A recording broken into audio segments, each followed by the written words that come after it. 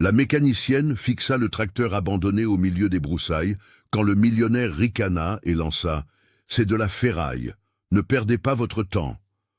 Ensuite, il fit le pari cruel. Si elle échouait, elle travaillerait gratuitement pour lui le reste de l'année. Mais quand elle remarqua un détail caché dans cette machine abandonnée, tout changea, car ce tracteur gardait quelque chose qui n'aurait jamais dû être trouvé.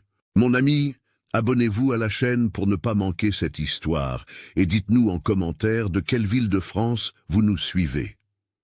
Je veux savoir d'où vous m'accompagnez. Adeline avait 32 ans et portait sur ses épaules le poids d'un héritage que peu comprenaient. Elle n'était pas mécanicienne par hasard ou par simple mode. Non, monsieur, elle était mécanicienne parce qu'elle était née en respirant l'odeur de gazole mêlée à la terre rouge, parce qu'elle avait grandi en écoutant le grondement grave des moteurs comme une berceuse, parce que son père, le regretté monsieur Émile, avait des mains qui parlaient aux machines dans une langue que seuls ceux qui aiment vraiment peuvent parler. Quand monsieur Émile partit, il y a 3 ans, il emporta avec lui les secrets d'une vie entière, dédiée au moteur du domaine Sainte-Rita, cette propriété qui fut jadis la plus prospère de la région. Mais il laissa à sa fille quelque chose de bien plus précieux que des outils. Il laissa l'intuition, cette capacité quasi magique d'entendre un moteur tousser et de savoir exactement où était le problème, de sentir la vibration d'un châssis et de diagnostiquer la panne avant même d'ouvrir le capot. Adeline habitait une petite maison simple en bordure de route, la même où elle avait grandi. L'atelier était petit, mais honnête. Elle recevait des chauffeurs routiers, des agriculteurs, des gens simples qui avaient confiance en son travail, car ils savaient qu'il n'y avait ni tromperie, ni paresse. Ses mains, toujours tachées de graisse noire, qui ne partaient même pas avec 3 douches, étaient respectées. Mais l'argent manquait, cruellement. Depuis que le domaine Sainte-Rita avait changé de propriétaire, l'activité avait périclité, comme un fleuve à sec. Et c'est là qu'intervient Hector. Hector Fontaine se disait entrepreneur agricole moderne. Il était arrivé dans la région il y a 5 ans avec un pick-up importé, une montre qui brillait plus qu'une soudure en plein soleil, et cette façon de parler qui faisait clairement savoir qu'il se croyait meilleur que tout le monde. Il disait avoir hérité du domaine d'un oncle éloigné, mais personne n'avait jamais vu de testament, personne n'avait jamais connu ce fameux oncle. Ce que tout le monde avait vu, c'est l'ancien propriétaire, monsieur Gérard, le grand-père maternel d'Adeline, être expulsé de sa propre terre quelques mois avant de mourir de chagrin. Mais la vie continue, n'est-ce pas? Et les questions que personne ne pose s'enterrent avec les morts. Ce matin de septembre, alors que le soleil tapait déjà fort avant 8 heures, Adeline terminait de changer les injecteurs d'un camion Scania, quand elle entendit le grondement arrogant du Hilux d'Hector s'arrêter devant l'atelier. Elle ne leva pas les yeux de la pièce, continua d'ajuster le couple avec la précision de ceux qui savent que chaque ajustement compte. « Oh, mademoiselle !» La voix d'Hector avait ce ton de quelqu'un qui vous fait une faveur. « Je suis venu ici parce qu'on m'a dit que vous vous y connaissiez en moteur. » Adeline s'essuya les mains sur un vieux chiffon et enfin le regarda. Hector portait une chemise de ville aux manches retroussées, des lunettes de soleil chères et un sourire qui n'atteignait pas ses yeux. « J'en sais assez pour ne laisser personne en plan, » répondit-elle, la voix ferme, mais sans arrogance. « Eh bien, alors peut-être voudriez-vous jeter un œil à quelque chose pour moi. Il y a un vieux tracteur abandonné au fond du domaine. Cette ferraille occupe de la place depuis 5 ans et je veux m'en débarrasser. J'ai pensé à vous parce que, enfin, personne d'autre n'a voulu le regarder. » Quelque chose dans la façon dont il hésita en parlant, comment il détourna le regard pendant une fraction de seconde, alluma une petite lumière dans la tête d'Adeline. Elle connaissait les hommes menteurs. Elle avait grandi en les voyant passer à l'atelier de son père, inventant des excuses pour ne pas payer, créant des histoires sur des défauts imaginaires. « Quel genre de tracteur ?» demanda-t-elle en croisant les bras. « Un Case IH Steiger, un gros engin articulé. Il est à l'arrêt depuis que j'ai repris le domaine. On dit que la transmission a fondu, que le moteur est bloqué, que ça n'en vaut pas la peine. Je vais le vendre comme ferraille si personne ne le retire bientôt. Adeline sentit son cœur faire un bond. Un Kaz IH Steiger. Ces tracteurs étaient des monstres de 400 chevaux, des machines qui coûtaient le prix d'une maison en ville. Son père en avait entretenu un pendant des années au domaine Saint-Rita. C'était sa fierté, la machine la plus puissante qu'il ait jamais touchée. « Et pourquoi me proposez-vous cela, monsieur ?» demanda-t-elle méfiante. Hector haussa les épaules avec un dédain calculé. « Parce qu'il faut que quelqu'un l'enlève de là. Il est au milieu des broussailles, envahi par la végétation. Si vous parvenez à le faire fonctionner et à le retirer par vos propres moyens, vous pouvez garder la machine pour, disons, 3 000 €. Si vous n'y parvenez pas, il sourit avec méchanceté. Vous travaillerez gratuitement pour moi le reste de l'année. Services généraux. Vous comprenez? Nettoyage de hangars, ce genre de choses. C'était un piège. Adeline le savait. Elle pouvait sentir l'odeur de supercherie dans l'air, plus forte que le gazole qui imprégnait ses vêtements. Mais elle sentait aussi autre chose, la curiosité pulsant dans ses veines, la voix de son père murmurant au fond de sa pensée « Ma fille, quand une machine est abandonnée, il y a toujours une histoire cachée.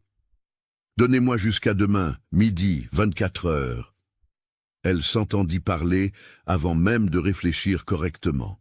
Hector lâcha un petit rire dédaigneux. 24 heures. Mademoiselle, vous êtes folle, c'est de la ferraille. Mais très bien. Il sortit une liasse de billets froissés de sa poche et les jeta par terre devant elle. Tenez, voici 50 € pour que vous ne disiez pas que je ne vous ai pas prévenu. Achetez-vous une boisson fraîche et rentrez chez vous sans perdre votre temps. Adeline regarda les billets par terre. Elle ne se baissa pas. Elle se contenta de lever le menton et de soutenir son regard. « J'accepte le défi, mais quand je sortirai ce tracteur des broussailles en état de marche, monsieur signera le transfert devant moi avec un témoin et je ne veux pas de votre aumône. » Hector rit de nouveau, secouant la tête comme quelqu'un qui regarde un enfant têtu. « Marché conclu. Demain midi, je reviendrai ici chercher ma nouvelle femme de ménage. » Il monta dans son pick-up et partit, laissant derrière lui un nuage de poussière rouge. Adeline resta là, immobile, sentant le soleil brûler sa nuque, le cœur battant la chamade. Elle savait que c'était plus qu'une simple réparation. Il y avait quelque chose qui n'allait pas, très mal, dans toute cette histoire. Ce même après-midi, Adeline prépara sa mallette à outils avec le soin d'un chirurgien préparant son scalpel. Clés à molette de toute taille, douilles à choc, multimètre numérique, cric hydraulique portable, lampe torche à LED puissante, gants en caoutchouc isolant et l'outil le plus important, le stéthoscope mécanique qui avait appartenu à son père. Cet instrument simple, avec une tige métallique et une membrane sensible, permettait d'entendre ce qui se passait à l'intérieur d'un moteur, comme un médecin écoute un cœur. Elle fut prise en stop par Monsieur Antoine, le routier qui s'arrêtait toujours à l'atelier, et se rendit au domaine Saint-Rita. Le portail était ouvert, mais il n'y avait personne aux alentours. Hector avait été clair, « Débrouille-toi toute seule ». Adeline commença à marcher sur le terrain. Le domaine avait changé. Là où il y avait autrefois ordre et soin, il y avait maintenant des clôtures brisées, des hangars avec des tuiles manquantes, des broussailles poussant là où il devait y avoir des plantations. Son cœur lui serra. Cet endroit avait été beau un jour. Son grand-père maternel avait tout construit là avec ses propres mains, sueur et rêve. Elle suivit les indications et marcha presque 1 kilomètre jusqu'au fond de la propriété. Et alors, mon Dieu, alors elle le vit. Au milieu d'une clairière envahie par les herbes hautes, les branches sèches et les lianes qui ressemblaient à des tentacules verts. Il était là, le Kaz IH Steiger. La peinture rouge était délavée, couverte de mousse et de rouille superficielle. Les pneus gigantesques, chacun de plus de 1,80 m de haut, étaient à plat et craqués par le temps. La cabine avait le verre embué et des oiseaux avaient de fait leur nid dans les rétroviseurs. Mais Adeline ne vit pas des débris, elle vit une histoire. Elle vit les heures que son père avait passées à l'intérieur, guidant ce colosse à travers les champs, labourant la terre, plantant l'avenir. Elle vit la machine qui fut un jour le cœur productif de ce domaine. Elle s'approcha lentement, presque avec révérence, passa la main sur le côté du capot, sentant la texture de la peinture écaillée. Et c'est là qu'elle remarqua le premier détail étrange. Il n'y avait aucune trace de fuite au sol. Rien. Pas une goutte d'huile, pas de résidus de fluide hydraulique. Les moteurs qui fondent tout ce bloc laissent toujours des traces. Ils saignent toujours. Adeline ouvrit la porte de la cabine et monta. L'odeur de moisi et de poussière envahit ses narines, mais elle l'ignora. Elle s'assit sur le siège du conducteur, couvert de feuilles sèches, et regarda autour d'elle. Le tableau de bord était intact. Les clés étaient sur le contact. Elle tourna pour la position d'accessoire sans démarrer. Rien, aucune petite lumière, aucun clic électronique mort. Elle descendit et ouvrit le gigantesque capot avec effort. Le moteur Cummins 6 cylindres en ligne était là, imposant même abandonné, 12,5 litres de pure force. Mais la première chose qu'Adeline remarqua fit son cœur s'emballer. Les bornes de la batterie étaient déconnectées, mais pas par accident. Elles étaient soigneusement dévissées, avec les rondelles organisées à côté. Le fil de masse était également déconnecté, plié et attaché avec du fil de fer pour ne toucher à rien. Quelqu'un avait débranché ce tracteur. Ce n'était pas un abandon, c'était une déconnexion chirurgicale. Adeline sentit un frisson lui parcourir l'échine, prit sa lampe torche et commença à inspecter chaque détail. Les courroies étaient desséchées, mais intactes. Les tuyaux du système de refroidissement étaient cassants, mais sans trou. Le filtre à huile était en place, le filtre à carburant aussi. Elle passa la main sur les culasses, cherchant des fissures. Rien. Elle regarda les collecteurs d'admission et d'échappement. Parfait. Elle vérifia les lignes hydrauliques de la transmission. Tout était connecté. Ce tracteur n'était pas cassé. Ce tracteur avait été réduit au silence. La question qui martelait sa tête était « Pourquoi ?» Adeline passa la nuit là, au pied de ce géant endormi. Elle n'avait pas peur de l'obscurité, ni des bruits nocturnes des broussailles. Elle avait grandi ainsi, au milieu des outils et d'une solitude productive. Elle installa une bâche improvisée, attachée aux branches des arbres voisins. Elle alluma une lampe à pétrole qu'elle portait toujours dans sa mallette et commença le vrai travail. La lune était haute quand elle décida de commencer par le système électrique. Elle prit le multimètre et testa la batterie principale, complètement déchargée, mais les bornes étaient propres, sans corrosion. Une batterie exposée pendant 5 ans développe cette croûte blanche de sulfate sur les bornes, vous savez. Mais là, rien. C'était comme si elle avait été déconnectée récemment, ou déconnectée et protégée par quelqu'un qui savait exactement ce qu'il faisait. Elle prit la batterie auxiliaire qu'elle avait apportée dans son sac à dos, une batterie de camion qu'elle utilisait pour les démarrages d'urgence. Elle connecta les câbles de démarrage aux bornes, en respectant la polarité. Positif au positif, négatif au négatif. Elle remonta dans la cabine et tourna la clé en position accessoire. Et là, mes amis, une faible lumière clignota sur le tableau de bord. Une seule, l'indicateur de pression d'huile. Adeline sentit un sourire involontaire naître au coin de sa bouche. Ce tracteur était vivant. Il avait juste besoin de se réveiller, mais elle n'était pas pressée. La précipitation est l'ennemi du mécanicien. Son père le disait chaque semaine. Adeline, une machine ne ment pas. Si tu écoutes attentivement, elle te dira toute la vérité.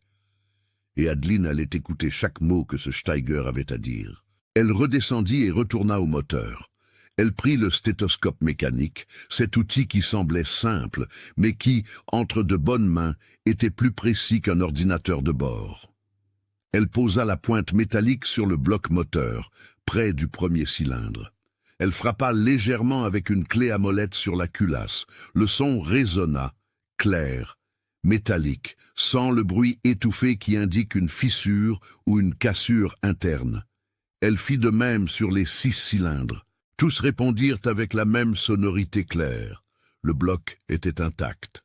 Elle vérifia le carter, dévissa le bouchon de vidange avec précaution et laissa couler un peu de vieille huile. La consistance était épaisse, presque comme de la mélasse, Mais il n'y avait pas de limaille métallique, pas de cet éclat argenté qui indique que les pistons auraient frotté contre les chemises. L'huile était vieille, mais le moteur n'avait pas broyé ses entrailles. Adeline s'essuya les mains et nota mentalement. Transmission à vérifier, système hydraulique à tester, mais le cœur de la machine était sain. Quand l'aube commença à poindre, elle avait déjà démonté le couvercle du système de refroidissement. Le radiateur était bouché par des feuilles et des débris, mais les nids d'abeilles en aluminium étaient intacts. Aucun trou, aucune déformation due à une surchauffe. Elle passa ses doigts sur les ailettes avec précaution. Tout était solide. C'était très étrange, vraiment très étrange. Un tracteur qui reste abandonné 5 ans dans les broussailles, exposé à la pluie, au soleil, à l'humidité et aux bêtes. Ce tracteur aurait dû être détruit. Joints rongés, câblage grignoté par les rats, joints desséchés, au point de se désintégrer au toucher. Mais ce qu'Adeline voyait était différent. C'était un tracteur qui avait été débranché et protégé. Quelqu'un avait drainé une partie des fluides pour éviter la pression dans les systèmes. Quelqu'un avait débranché la batterie pour ne pas décharger les composants électroniques. Quelqu'un avait même placé des sacs en plastique attachés avec du fil de fer sur les filtres d'admission pour empêcher l'entrée d'insectes et d'eau. Son père, la certitude frappa la poitrine d'Adeline comme un marteau. C'était l'empreinte de Monsieur Émile. Il n'avait pas abandonné cette machine. Il l'avait cachée. Mais pourquoi? Le soleil était déjà fort quand Adeline décida de vérifier le système de carburant. Elle ouvrit le bouchon du réservoir principal qui se trouvait derrière la cabine. Le gazole à l'intérieur avait cette couche de boue caractéristique d'un vieux carburant, mais le niveau était encore à 1,3. Elle prit un tuyau transparent qu'elle avait apporté et aspira soigneusement, vérifiant la couleur et la consistance. Du gazole dégradé, sans aucun doute, mais sans eau mélangée. Elle suivit la ligne de carburant depuis le réservoir jusqu'à la pompe d'injection. Elle dévissa les connecteurs un par un, vérifiant s'il y avait obstruction. Tout était libre. Elle nettoya les injecteurs extérieurement et vérifia la pression des ressorts avec un calibreur de précision, tous conformes aux spécifications. C'est alors qu'elle arriva au filtre à air. Le filtre à air d'un Case IH Steiger n'est pas une simple petite pièce. C'est un boîtier métallique de la taille d'un baril d'huile situé sur le côté du moteur, responsable de filtrer les milliers de litres d'air que ce monstre de moteur aspire chaque minute de fonctionnement. Son père disait toujours que le filtre à air était le poumon de la machine et qu'un poumon sale tue un moteur par étouffement. Elle déverrouilla les clips de sécurité et ouvrit le couvercle du boîtier du filtre. La lumière du matin pénétra par l'ouverture et illumina l'intérieur. L'élément filtrant, ce cylindre en papier plissé, était là, étonnamment propre pour le temps d'abandon. Elle tira le filtre vers l'extérieur avec précaution, sentant le poids. Et c'est là que quelque chose d'étrange se produisit. Le filtre pesait plus que ce qu'il aurait dû. Adeline fronça les sourcils. Un filtre à air est léger, fait de papier spécial et d'une armature en plastique. Celui-ci était lourd, comme s'il y avait quelque chose de solide à l'intérieur. Elle le secoua légèrement, un bruit étouffé, quelque chose bougeait à l'intérieur. Son cœur s'emballa. Avec une prudence chirurgicale, elle porta le filtre jusqu'à la bâche, où elle avait laissé ses outils éparpillés, le posa au sol et prit sa lampe torche, illuminant l'intérieur du cylindre de papier. Au fond, roulé et protégé par un sac plastique transparent et scellé avec du ruban adhésif industriel, se trouvait un volume rectangulaire. Adeline sentit ses mains trembler. Elle regarda autour d'elle. Elle était seule. Le chant des oiseaux et le murmure du vent dans les feuilles étaient les seuls sons. Elle glissa délicatement ses doigts entre les plis du filtre et tira le paquet vers l'extérieur. Il était lourd, rigide. Elle déchira le plastique avec son ongle et vit des documents. Une grosse liasse de papier plié, encore protégée par une pochette plastique transparente. Certains étaient jaunis sur les bords, mais lisibles. Il y avait aussi un carnet de notes à couverture noire, de ceux que son père utilisait pour enregistrer les entretiens. Adeline ouvrit la pochette, les mains sales de graisse, et commença à lire. La première page était un acte de propriété. Domaine Sainte-Rita, commune de Saint-Laurent-sur-Sèvre, Auvergne. Propriétaire Gérard Fontaine-Olivier, son grand-père maternel. Date 1978. Tout était tamponné, signé, enregistré chez le notaire. La deuxième page était un autre acte, même domaine, mais cette fois-ci transfert de possession à Hector Fontaine-Olivier. Date 2019. Sauf qu'Adeline approcha le papier de la lumière. La signature de son grand-père était là, mais quelque chose n'allait pas. Elle connaissait l'écriture de son grand-père, elle avait des lettres de lui conservées à la maison. Cette signature était trop tremblante, les lettres trop grandes. Ce n'était pas l'écriture ferme de Monsieur Gérard. Elle feuilleta davantage. Elle trouva des copies d'examens médicaux. Rapport neurologique, Gérard Fontaine-Olivier. Diagnostic, Alzheimer à un stade avancé. Date du rapport, 6 mois avant le transfert du domaine. Adeline sentit l'estomac se serrer. Son grand-père avait l'Alzheimer. Il n'aurait pas pu signer ce document en toute conscience. Elle continua de lire, les mains tremblant de plus en plus. Il y avait des pages et des pages de notes dans le carnet de son père. Date, conversation transcrite, témoin, 15 mars 2019. J'ai vu Hector emmener Monsieur Gérard chez le notaire. Le vieux ne reconnaissait même plus sa propre fille. Comment a-t-il pu signer? 22 mars 2019. Hector a menacé de me renvoyer si j'ouvrais la bouche. Il a dit que Gérard avait signé de son plein gré, mais je connais la vérité. Gérard ne savait même pas où il était.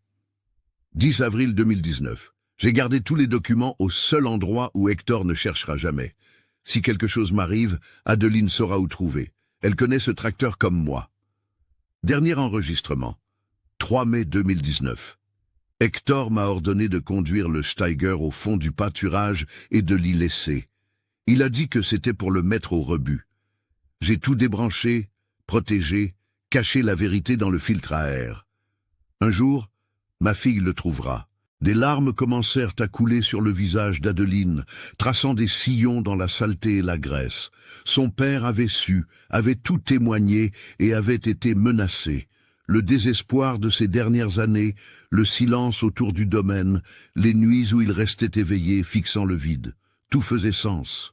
Maintenant, Hector avait volé le domaine. Il avait profité de la maladie d'un homme sans défense pour falsifier un transfert frauduleux.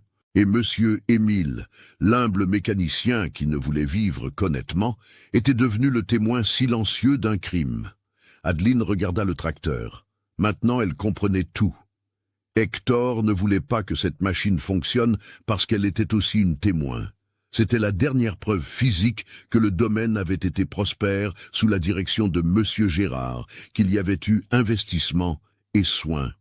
Un tracteur de 400 chevaux ne s'achète pas pour rien. On ne l'achète que lorsque la propriété est productive, lucrative, précieuse. Laisser le Steiger pourrir dans les broussailles, c'était effacer cette mémoire. C'était détruire la preuve qu'il y avait eu prospérité avant l'arrivée d'Hector. Mais Adeline avait maintenant non seulement le tracteur, mais aussi la vérité entre ses mains. Elle essuya ses larmes avec le dos de sa main sale et leva les yeux au ciel. Le soleil était presque au zénith. Il ne restait que quelques heures avant midi, avant le délai qu'Hector lui avait donné. Elle rangea les documents dans son sac à dos, roulé dans un chiffon propre au fond. Puis, avec une détermination qui venait du plus profond de son âme, elle retourna au tracteur. Elle connecta les bornes de la batterie principale, utilisant maintenant l'énergie de la batterie auxiliaire pour charger. Elle remplaça le vieux gazole des filtres par du gazole propre qu'elle avait apporté dans des bidons. Elle nettoya les injecteurs un par un avec un fluide spécifique. Elle vérifia le niveau d'huile hydraulique et fil à point. Elle vida les lignes de frein, remplit le radiateur d'eau propre, mélangée à un additif. Elle travailla sans relâche, avec la précision d'un horloger et la force de quelqu'un qui avait quelque chose de plus grand à prouver. Il ne s'agissait pas seulement de faire fonctionner un moteur. Il s'agissait de donner une voix au silence de son père. Il s'agissait de rendre justice à un grand-père qui était mort sans savoir qu'il avait été volé. Quand le soleil commença à s'incliner vers l'ouest, à moins d'une heure de midi, Adeline était couverte de sueur, de graisse, de poussière et de détermination. Elle monta dans la cabine pour la dernière fois. Elle ajusta le siège, régla les rétroviseurs, boucla sa ceinture de sécurité, regarda le tableau de bord. Les lumières s'allumaient toutes maintenant. Huile, batterie, température, pression hydraulique, tout était vert, tout était prêt. Elle tint la clé de contact, inspira profondément et murmura « C'est pour toi, papa, c'est pour grand-père, c'est pour la vérité. » Et elle tourna la clé. Le démarreur commença à tourner, un son métallique, rauque, comme s'il se réveillait d'un très long sommeil. Adeline maintint la clé tournée, sentant la vibration parcourir le volant, monter le long de ses bras, envahir sa poitrine. Les pistons commencèrent à bouger à l'intérieur des chemises, encore lents, encore réticents. Le démarreur insistait, tournant, demandant à ses 12,5 litres d'acier et de carburant de se souvenir de leur raison d'être. Et puis, un premier toussement, un grave crachement de gazole brûlant pour la première fois en 5 ans. Puis, un autre toussement, et encore un autre. Adeline relâcha la clé un instant, laissant le moteur respirer. Puis elle la tourna de nouveau. Cette fois, le grondement fut plus fort. Les 6 cylindres commencèrent à démarrer l'un après l'autre, créant ce rythme caractéristique, cette symphonie mécanique que seul un vrai moteur diesel sait jouer. Et soudain, le Steiger rugit. Mes amis, il n'y a pas de mot en français qui puisse décrire correctement le son d'un moteur Cummins de 400 chevaux se réveillant après 5 ans de sommeil. Ce n'est pas un bruit, c'est un tonnerre, c'est un tremblement de terre. C'est la voix d'un géant qui faisait semblant d'être mort et qui maintenant se lève pour montrer qu'il est toujours le maître. Le grondement grave fit trembler le sol. Les oiseaux qui étaient sur les branches alentours s'envolèrent paniqués. La végétation autour sembla se courber sous la vibration. Adeline sentit les larmes revenir à ses yeux, mais cette fois-ci, ce n'était pas de tristesse, c'était de victoire. Le moteur grondait de manière irrégulière, crachant de la fumée noire par l'échappement, brûlant le vieux gazole qui était encore dans les lignes. Mais elle savait que ce n'était qu'une question de minutes avant qu'il ne se stabilise. Elle tint le levier d'accélération et tira doucement. Le grondement augmenta, la fumée s'éclaircit, passant du noir au gris, du gris au presque transparent. Elle actionna le système hydraulique. Un sifflement aigu de fluide sous pression parcourut les tuyaux. Le bras avant qui était tombé commença à monter lentement. Le système répondit, tout répondit. Adeline testa la transmission. Elle appuya doucement sur l'embrayage, sentant la résistance. Elle engagea la première vitesse. Le tracteur donna une secousse en avant, traînant les herbes et les branches qui avaient poussé autour. Les énormes chenilles tournèrent, écrasant les broussailles en dessous comme du papier. Elle accéléra un peu plus. Le Steiger commença à avancer lentement, mais fermement, ouvrant le chemin à travers la végétation comme s'il disait « Écartez-vous, je suis de retour ». Adeline guida la machine, faisant un large tour sur le terrain, testant chaque système. Les freins fonctionnaient, la direction assistée répondait, la suspension de la cabine absorbait les impacts.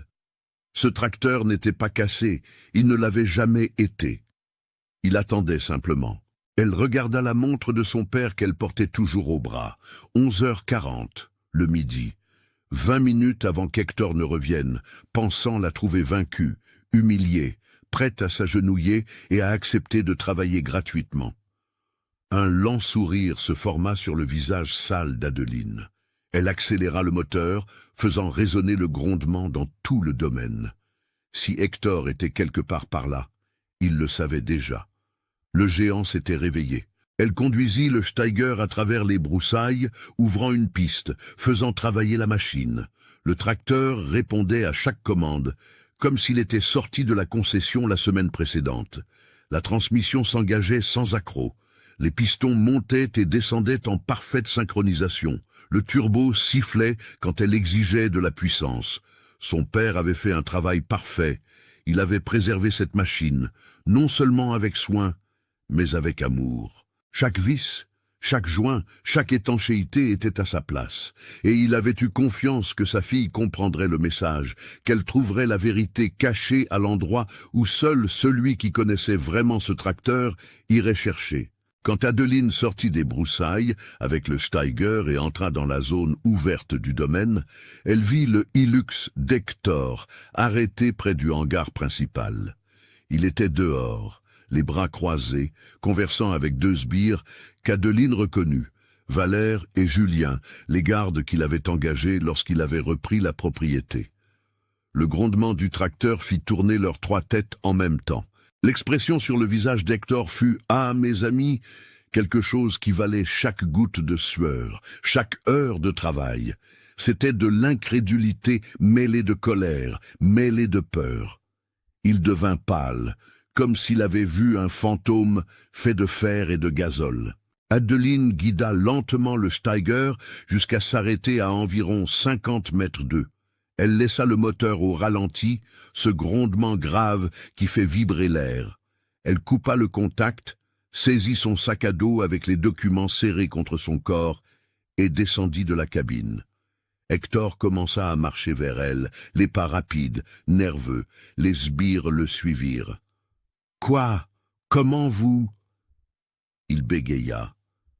La voix étrange, sans cette arrogance d'avant. Adeline s'arrêta à 3 mètres de distance. Elle avait de la graisse sur le visage, sur les bras, sur ses vêtements.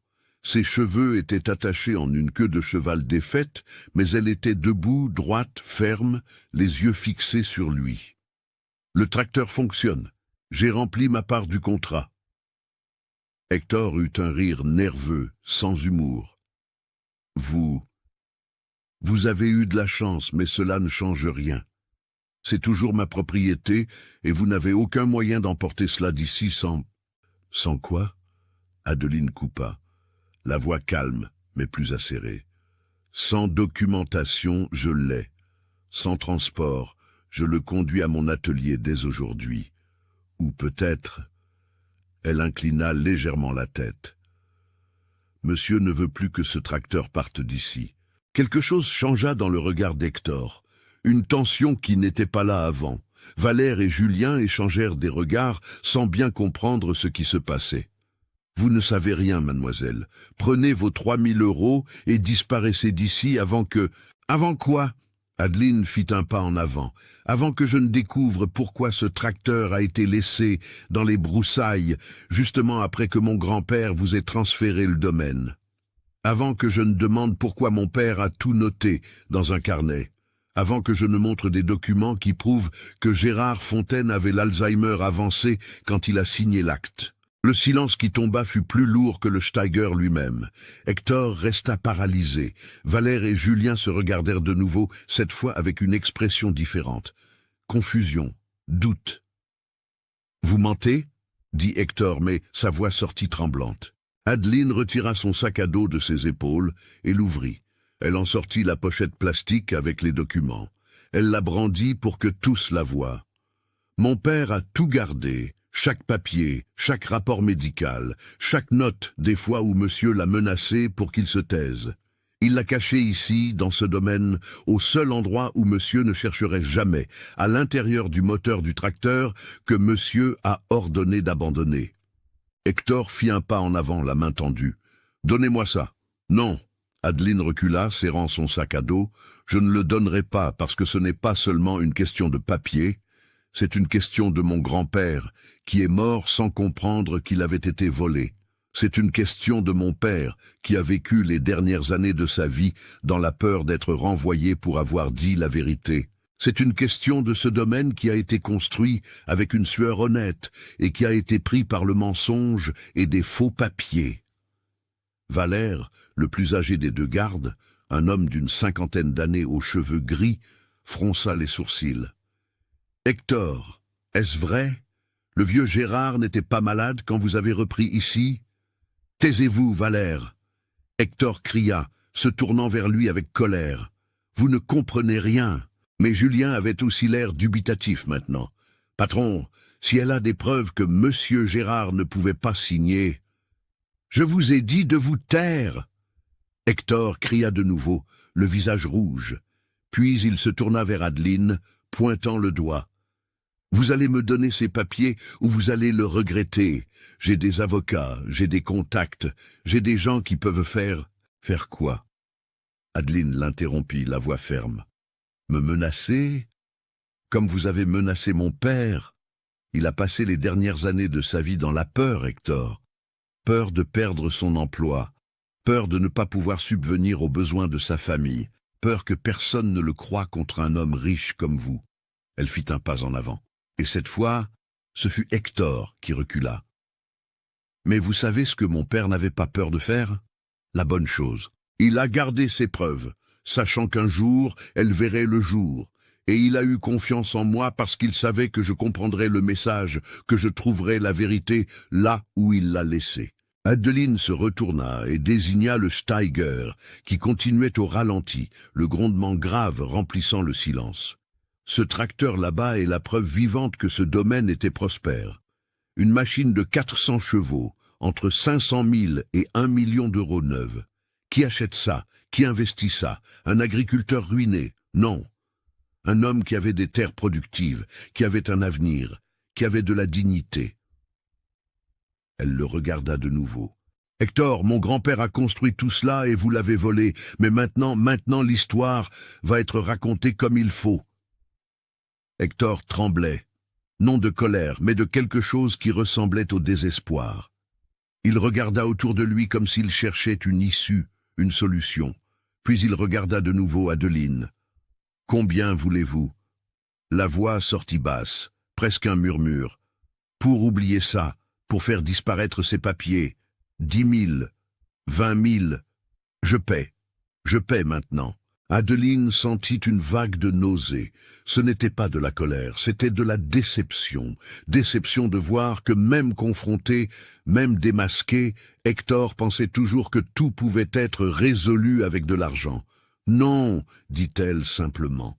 50 000, alors vous n'aurez plus jamais besoin de travailler comme mécanicienne de votre vie. Non, 100 000, je signe un chèque maintenant. Vous prenez le tracteur, vous prenez l'argent, et on oublie tout ça. » Non, le mot résonna ferme, définitif. Adeline se retourna et commença à marcher vers le Steiger. Hector cria derrière elle. « Vous allez le regretter, je vais aller à la police, je vais dire que vous avez envahi ma propriété, que vous avez volé des documents. » Adeline s'arrêta, elle se retourna lentement. « Vous pouvez y aller, car moi aussi j'irai à la police et j'apporterai ces documents. Et j'apporterai une copie du rapport médical de mon grand-père qui prouve qu'il n'avait pas la capacité mentale de signer un transfert de quoi que ce soit. Et là, on verra qui le commissaire croira. Un homme qui est arrivé de nulle part et est devenu riche du jour au lendemain, ou la petite fille d'un agriculteur honnête qui a été volée. » Elle monta dans la cabine du Steiger, redémarra le moteur et fit tourner la machine à 180 km/h. Le poids du tracteur fit trembler la terre. Elle positionna la machine face au portail du domaine, mais avant d'accélérer, elle regarda par la fenêtre latérale et cria à Hector. « Ah, et juste pour que vous sachiez, je ne pars pas. Pas encore, parce que ce domaine n'est pas le vôtre et je vais le prouver. » Et avec un rugissement qui fit vibrer jusqu'aux tuiles du hangar, Adeline accéléra le Steiger et commença à rouler vers la sortie, laissant Hector là, impuissant, tandis que le tonnerre de fer s'éloignait, emportant la vérité. Adeline ne rentra pas directement chez elle. Le Steiger grondait sur les chemins de terre, laissant derrière lui un nuage de poussière rouge. Et elle savait exactement où elle devait aller en premier. À chaque secousse, chaque virage, elle sentait le poids de la responsabilité et de l'espoir mêlés dans sa poitrine. Ces documents n'étaient pas seulement des papiers, ils étaient la voix de son père qui n'avait pas pu crier, la justice de son grand-père qui n'avait pas eu de défense. Elle arrêta le tracteur devant l'étude notariale de la ville, en plein milieu de la rue principale. Le moteur au ralenti attira l'attention de tout le monde. Les gens s'arrêtèrent sur le trottoir pour voir. Madame Lucie de la boulangerie quitta son comptoir pour regarder par la porte. Monsieur Maurice, un retraité qui passait la journée sur la place, se leva bouche bée. Adeline descendit de la cabine, son sac à dos serré contre son corps, et entra dans l'étude d'un pas ferme. L'employée, une jeune femme aux lunettes rondes, écarquilla les yeux en la voyant dans cet état. Vêtements sales de graisse, visage marqué par la sueur et la poussière, mais le regard déterminé comme le feu. « J'ai besoin de parler au notaire, c'est urgent. » La jeune femme hésita, mais quelque chose dans la voix d'Adeline la fit se lever et appeler Maître Oswald, un homme aux cheveux blancs qui travaillait dans cette étude depuis 40 ans. Il était connu dans la région comme un homme sérieux, qui n'acceptait pas les papiers douteux ni la pression des gens riches. Quand Maître Oswald vit Adeline, il la reconnut immédiatement. Il avait connu M. Émile, avait fait des affaires avec M. Gérard par le passé. « Adeline, ma petite, que s'est-il passé ?» Elle posa son sac à dos sur sa table et l'ouvrit. Elle en sortit les documents, un par un, les organisant avec soin, l'acte de propriété originale du domaine, le rapport médical de son grand-père, l'acte de transfert falsifié, le carnet de notes de son père. « Maître, j'ai besoin que vous voyiez ceci et que vous me disiez si j'ai raison ou si je suis folle. » Maître Oswald s'assit, prit ses lunettes de lecture et commença à examiner. Le silence qui s'installa dans l'étude était dense. Seul le tic-tac de l'horloge murale et le bruit des pages que l'on tournait. Adeline resta debout, les mains serrant le dossier de la chaise, le cœur battant si fort qu'il semblait que tout le monde pouvait l'entendre. Après de longues minutes, le notaire retira ses lunettes et la regarda avec une expression qui mêlait tristesse et colère contenue. « Où avez-vous trouvé cela ?» « Mon père l'a caché à l'intérieur d'un tracteur. Il savait qu'un jour je chercherais. » Maître Oswald passa la main sur son visage fatigué. « Adeline, savez-vous ce que cela signifie ? Cela signifie qu'Hector Fontaine a volé le domaine de mon grand-père, qu'il a falsifié un transfert alors que le vieux ne connaissait même plus son propre nom. Cela signifie exactement cela. » Il confirma, la voix lourde. « Et cela signifie que cet acte qui a été enregistré ici en 2019 est nul, complètement nul. Une personne atteinte d'Alzheimer avancé n'a pas la capacité civile de transférer une propriété. » Adeline sentit ses jambes faiblir. Elle serra fermement la chaise. « Alors le domaine n'appartient pas à Hector. Il n'a jamais appartenu. Au moment où votre grand-père est décédé, la propriété aurait dû être transmise par succession aux héritiers légitimes. Votre mère, si je ne me trompe pas, était fille unique. C'est ça. Elle est décédée il y a 2 ans. Cancer. Alors vous, en tant que petite fille, êtes l'héritière légitime, avec d'éventuels autres parents directs, s'il y en a. » Adeline inspira profondément. Les larmes voulaient devenir, mais elle les retint.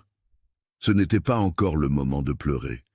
C'était le moment d'agir. « Que dois-je faire, maître ? Faire ?» Maître Oswald se leva et se dirigea vers l'archive, tirant d'anciens dossiers. « Premièrement, je vais faire des copies certifiées conformes de tout cela. Deuxièmement, vous aurez besoin d'un avocat, un bon. Troisièmement, nous allons au commissariat pour déposer une plainte pour escroquerie et faux et usage de faux. » Il s'arrêta et la regarda avec sérieux. « Adeline, Hector a de l'argent, il a de l'influence. Ce ne sera pas facile. »« Je sais. Mais mon père a gardé ses preuves au péril de sa vie. Je ne laisserai pas ça mourir. » Maître Oswald sourit, un sourire triste mais respectueux. « Vous êtes comme Émile, têtue, honnête et courageuse. » Il lui tendit la main. « Je vous aiderai de toutes mes forces. » 3 heures plus tard, Adeline sortait du commissariat avec une plainte enregistrée. Le commissaire Renaud avait tout écouté. Il avait analysé les documents et demandé une enquête immédiate. Hector serait convoqué pour un interrogatoire dans les 48 heures. Quand Adeline revint au Steiger, qui était arrêté comme un monument de fer au milieu de la ville, il y avait des gens autour, des enfants touchant les pneus gigantesques, des vieillards commentant la machine, des femmes demandant si c'était bien la sienne. Monsieur Tony, le propriétaire du garage concurrent, un homme ventru en salopette bleue, s'approcha avec respect. « Adeline, j'ai entendu dire que vous aviez sorti ce monstre des broussailles seul, c'est vrai ?»« Oui. Et j'ai entendu dire aussi que vous affrontez Hector en justice. Elle le regarda méfiante. Monsieur Tony n'avait jamais été très amical avant, mais son regard était différent maintenant. Il était aussi solidaire. C'est vrai. Il tapa sur le capot du tracteur. Si vous avez besoin de pièces, de soudure, de quoi que ce soit, vous pouvez compter sur moi. Votre père était un homme intègre, et personne ne mérite d'être volé comme votre grand-père. D'autres s'approchèrent.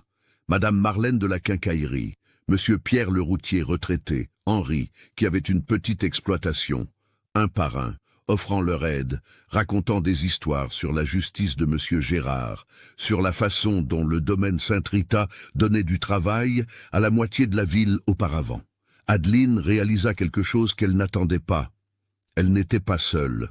Toute la ville savait que quelque chose n'allait pas depuis l'arrivée d'Hector, mais personne n'avait eu le courage ou les preuves de faire quoi que ce soit jusqu'à présent. Elle remercia tout le monde, monta dans le Steger et le conduisit à son atelier.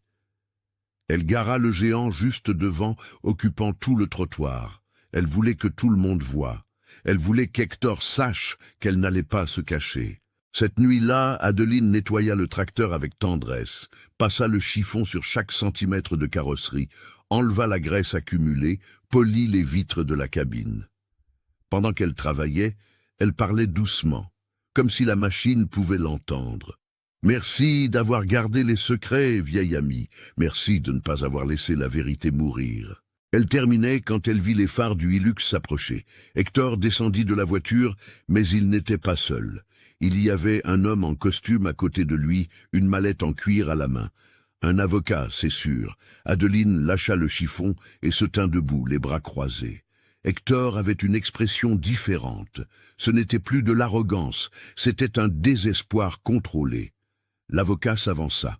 « Mademoiselle Adeline, mon nom est Maître Fabrice. Je représente Monsieur Hector Fontaine. Je suis venu ici pour proposer un accord. Je n'ai aucun intérêt. S'il vous plaît, écoutez seulement. Monsieur Hector reconnaît qu'il a pu y avoir des irrégularités dans le processus d'acquisition du domaine. Il est disposé à vous dédommager généreusement. 200 000 €, plus le transfert de ce tracteur à votre nom sans aucun frais. » Adeline regarda Hector, qui détourna le regard, puis regarda l'avocat. « Irrégularité, c'est comme ça que vous appelez le vol maintenant, monsieur ? Mademoiselle, soyons raisonnables. » Raisonnable serait qu'Hector rende ce qui n'est pas à lui. Raisonnable serait qu'il demande pardon pour la vie qu'il a détruite, pour mon grand-père qui est mort sans comprendre ce qui s'était passé, pour mon père qui a vécu dans la peur. L'avocat soupira en rangeant sa mallette. Si mademoiselle n'accepte pas un accord amiable, cela va se transformer en une longue, très longue et coûteuse bataille judiciaire. Alors qu'il en soit ainsi, répondit Adeline d'une voix ferme, parce que j'ai une chose que l'argent n'achète pas. J'ai la vérité et la vérité ne s'enterre pas. On peut essayer, on peut jeter de la terre par-dessus, on peut la laisser dans les broussailles pendant 5 ans, mais elle revient toujours, toujours. Hector parla enfin. La voix rauque. « Vous ne savez pas à qui vous avez affaire. » Adeline fit un pas en avant. « Et vous ne saviez pas à qui vous aviez affaire quand vous avez volé le domaine de mon grand-père. Mais maintenant vous allez le découvrir. » Ils partirent sans rien dire de plus. Adeline resta là, seule avec le Steiger, regardant les étoiles. Elle savait que la lutte ne faisait que commencer. Elle savait qu'Hector allait tout tenter, mais elle savait aussi qu'elle n'abandonnerait pas. Parce que cette lutte n'était pas seulement la sienne. Elle était celle de son père, de son grand-père, de tous ceux qui avaient été réduits au silence, oubliés, laissés dans les broussailles comme de la ferraille. Et Adeline avait tiré le géant du silence. Il était maintenant temps de le faire rugir, jusqu'à ce que justice soit faite. Des mois passèrent, mes amis. 6 mois d'audience, d'avocats, de paperasse interminable. Hector tenta tout. Il tenta de suborner des témoins, de faire pression sur le juge, de discréditer les documents en disant qu'ils étaient faux. Mais la vérité a un poids qu'aucun mensonge ne peut soulever. Maître Oswald, le notaire, témoigna, confirmant qu'il connaissait la signature de M. Gérard et que celle sur l'acte de transfert ne correspondait pas. Un expert en écriture fut appelé et prouva que la signature avait été falsifiée, probablement avec la main du vieux Guidé, alors qu'il était sous sédatif ou sans pleine conscience. Le médecin qui avait diagnostiqué l'Alzheimer témoigna également. Il montra des dossiers médicaux, des examens, des rapports. À la date du prétendu transfert, M. Gérard se souvenait à peine du nom de sa propre fille. Il n'était absolument pas en état de comprendre ce qu'il signait. Et le carnet de son père? Ah, ce carnet fut la pièce maîtresse. Chaque note, chaque date, chaque détail que M. Émile avait enregistré avec cette écriture soignée, le juge le lut page par page. Il n'y avait pas de déni possible, pas de cachette. Hector tenta encore d'alléguer qu'il avait investi dans le domaine, qu'il avait amélioré la propriété, qu'il méritait une compensation. Mais quand le juge ordonna une inspection, ils découvrirent que le domaine était en ruine, hangars abandonnés, clôtures brisées, terres improductives. Hector n'avait rien investi, il avait juste aspiré ce qui restait et laissé mourir. Le verdict fut rendu un après-midi de mars, alors que la chaleur était intense et le ciel trop clair pour être vrai. Adeline était au tribunal, vêtue de sa plus simple tenue propre, les mains encore tachées de graisse car elle avait travaillé jusqu'à la dernière minute avant de partir. L'avocat que maître Oswald avait recommandé, maître Marc, un homme jeune mais compétent, qui avait accepté l'affaire pratiquement gratuitement parce qu'il croyait en la cause, était à ses côtés. Quand le juge lut le verdict, Adeline sentit ses jambes faiblir. « Je déclare nul l'acte de transfert du domaine Sainte-Rita, daté de 2019. Je décrète le retour immédiat de la propriété aux héritiers légitimes de Gérard Fontaine-Olivier, la principale héritière étant mademoiselle Adeline Fontaine-Olivier. Je condamne en outre le défendeur Hector Fontaine-Olivier pour escroquerie et faux et usage de faux. » Hector devint blême, tenta d'argumenter, mais le juge frappa son marteau. C'était décidé, le domaine revenait à la famille d'Adeline, revenait à ceux qui avaient construit cela avec sueur, avec honneur, avec dignité. Adeline ne put se retenir. Les larmes vinrent, chaudes, mouillant son visage. Mais ce n'étaient pas des larmes de tristesse, c'était du soulagement, de la victoire, de la justice enfin rendue. Maître Marc la serra dans ses bras. Monsieur Tony, qui était là en tant que témoin, applaudit. Madame Marlène pleura avec elle. Hector fut escorté hors du tribunal. Il allait répondre pénalement. Il allait devoir rendre tout ce qu'il avait pris. Il allait amèrement subir les conséquences. Et pour la première fois en 5 ans, Adeline sentit que le poids avait quitté ses épaules. La semaine suivante, elle entra dans le domaine Sainte-Rita par le portail principal. Non en stop, non caché. Elle entra en conduisant le Steger, ce géant rouge qui avait gardé les secrets et témoignait maintenant de la victoire. Le grondement du moteur résonna dans la propriété comme une annonce. La légitime propriétaire était de retour. Le domaine était dans un état déplorable. On ne pouvait le nier. Des années de négligence avaient fait payer le prix. Mais Adeline ne voyait pas des ruines, elle voyait des possibilités, elle voyait ce que cela avait été et ce que cela pouvait redevenir. Dans les mois suivants, elle travailla comme elle n'avait jamais travaillé de sa vie. Elle rénova le hangar principal et le transforma en un véritable atelier, grand, équipé, capable d'accueillir des tracteurs, des camions, des machines lourdes de toute la région. Le Steiger resta là, juste à l'entrée, restauré, rutilant, comme un monument, un symbole. « Celui-ci n'est pas à vendre, il n'est pas à louer, disait-elle à ceux qui demandaient. Celui-ci est là pour se souvenir que rien de ce qui est construit avec la vérité ne se perd pour toujours. » Monsieur Tony ferma son atelier et vint travailler avec Adeline. Il apporta son expérience, ses contacts. Madame Marlène fournissait les pièces à un prix juste. Monsieur Pierre indiquait les chauffeurs routiers. Toute la communauté embrassa le projet parce que ce n'était pas seulement une question d'Adeline, c'était une question de dignité retrouvée, de justice enfin rendue. L'atelier grandit. En 1 an, il comptait 10 employés. En 2 ans, il en comptait 20. Adeline embaucha des jeunes de la région, leur enseigna le métier, transmit ce que son père lui avait transmis. Des jeunes filles qui n'avaient jamais pensé à toucher à la mécanique découvrirent qu'elles avaient le don, qu'elles avaient le talent, qu'elles pouvaient être ce qu'elles voulaient. Il y eut un après-midi, presque 3 ans après ce jour dans les broussailles, où Adeline travaillait sous un camion, quand elle entendit une voix familière. « Excusez-moi, la patronne du garage est là ?» Elle glissa dessous le châssis sur son chariot de mécanicien et vit une jeune femme, 18 ou 19 ans, mince, l'air peu amène, mais aux yeux curieux. « C'est moi. De quoi avez-vous besoin ?» La jeune femme hésita. « J'ai entendu à la radio que vous embauchiez.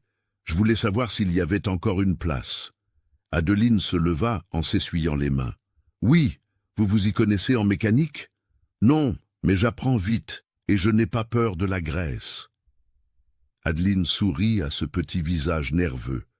Elle se revit elle-même de nombreuses années auparavant. Elle vit la soif d'apprendre, d'être quelqu'un, de prouver qu'elle pouvait.